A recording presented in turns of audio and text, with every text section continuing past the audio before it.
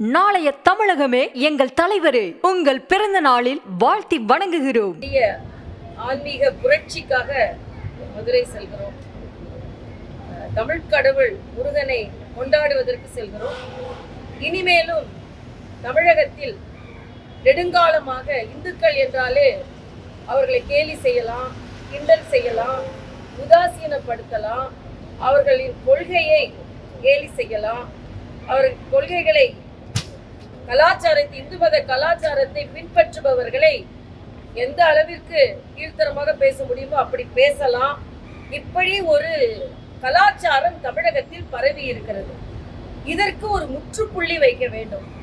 நாங்கள் தமிழையும் இந்து மதத்தையும், தமிழையும் முருகனையும், தமிழையும் ஆன்மீகத்தையும் பிரிப்பதற்கான ஒரு ஏற்பாடு நெடுங்காலமாக தமிழகத்தில் நடைபெற்று வருகிறது.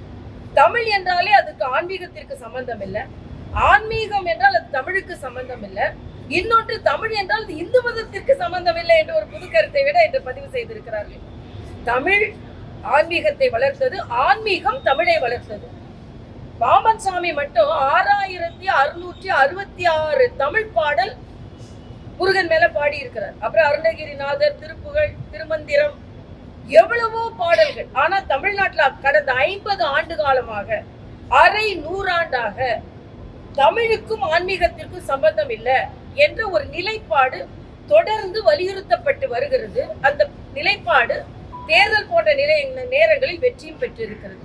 அப்படி இல்லாமல் ஆன்மீகம் தான் தமிழ், தமிழ் தான் ஆன்மீகம், தமிழ் கடவுள் முருகன், முருகனை கொண்டாடுபவர்கள் தான் இனிமேல் வெற்றி பெற முடியும் என்ற ஒரு சூழ்நிலை தமிழகத்தில் ஏற்பட வேண்டும்.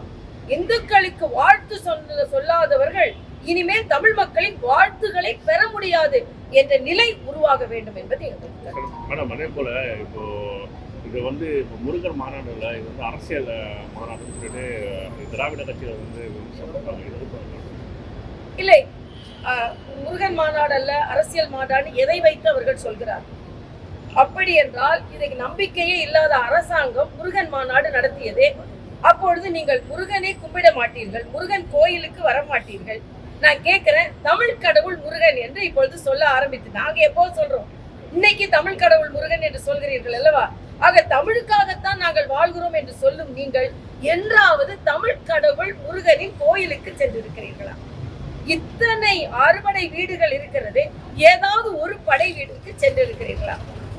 ஆனால் அதே நேரத்தில் இந்து மத விழாக்களில் எதிலாவது பங்கெடுத்திருக்கிறீர்களா? ஏன் இந்த பாராபட்சம்? அப்பொழுது இரண்டாம் தர மக்களாக உங்கள் மனதில் நீங்கள் அவர்களை நினைத்துக் கொண்டிருக்கிறீர்கள். இல்லை, இனிமேல் அப்படிப்பட்ட பாராபட்சம் பார்க்க முடியாது. எங்களின் எழுச்சி நிச்சயமாக தமிழகத்தின் எழுச்சியாக இருக்கும் என்பதை பதிவு செய்வதற்காகத்தான் நாங்கள் செல்கிறோம். ஏனென்றால் அது நடத்துவது இந்து முன்னணி. ஆனால் நாங்கள் உடன் செல்வது இந்த உணர்வு மேலோங்க வேண்டும், இந்த உணர்வை இடறுபவர்கள் தோல்வியுற வேண்டும் என்பதுதான் எங்களது கருத்து. ரஜினிகாந்த் வந்து இந்த மாநாட்டில் கலந்து உட்காருன்ற மாதிரி சொல்லிட்டு இருந்தாங்க. ஆனால் தற்போது நேற்று அவருடைய பிஆர் குறிப்பிட்ட ட்வீட்டில் ரஜினி அவரோட கலந்துக்கல, இது வந்து ஒரு தவறான தகவல் அப்படின்னு ஒரு பதிவு. இல்லை, யூகங்கள் அப்படியெல்லாம் வரல. நாமளே ஒரு யூகத்தை ஏற்படுத்தி விட்டு அதுக்கப்புறம் அவருக்கு வரல அப்படின்னு சொல்றது, அவர் பக்தரா இல்லையா, ஆன்மீகவாதியா இல்லையா? அதுதானே. சகோதரர் ரஜினி ஒரு ஆன்மீகவாதி. அதுல கலந்துகிட்டாலும் கலந்துக்கலனாலும் அவர் ஆன்மீகவாதி தான். ஆன்மீகவாதிகள் எல்லாம் கட்டாயம் இதில் கலந்து கொள்ள வேண்டும் என்பது இல்லை. ஆக கலந்து கொள்ளாதவர்கள்லாம் ஆன்மீகவாதிகள் இல்லை என்பதும் இல்லை. இன்னைக்கு திராவிட முன்னேற்ற கழகத்தை சார்ந்தவர்கள் இந்த மாநாட்டிற்கு ரகசியமா வருவாங்க.